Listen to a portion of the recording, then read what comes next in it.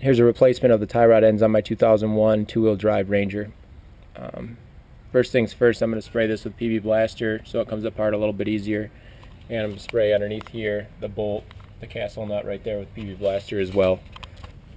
Now I'm going to take out the cotter pin right here while the PB Blaster is soaking in. Easiest way to do that, if they're rusty like this, just clip them off and then pull them out from the other end. Or if it's in an area where you can get to it, then just hammer it out from the back after you break off the end of the cotter pin. Now that that cotter pin's out, just loosen this castle nut to the point where it's flush with that bolt down there, and then get a hammer and give the bottom of the castle nut a few whacks to pop the tie rod end out. Now that I've got the tie rod end loose, finish taking off that castle nut, and then the tie rod will pop right out of the top. Before you take the tie rod completely off, put a wrench on the tie rod end and then crack this nut loose.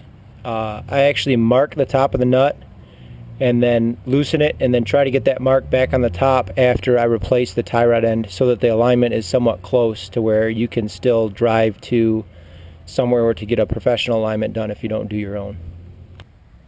Put a wrench on there just to keep that nut where it's supposed to be, and I marked it so that I know that the alignment will be somewhat close.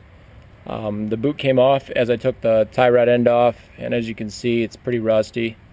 That's in pretty bad shape. So I'm just going to go ahead and spin the tie rod off of here.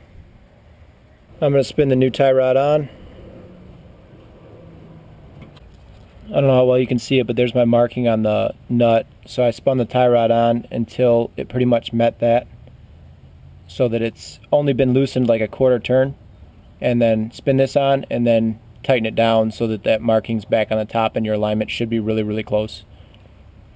After I tighten this down, I'm going to put the ball joint back into the spindle right there, and then put on the castle nut, and then put the cotter pin through. Install the grease fitting if your new tie rod end has a grease fitting. I like to put extra grease in it just to make sure, even though they come pre-greased.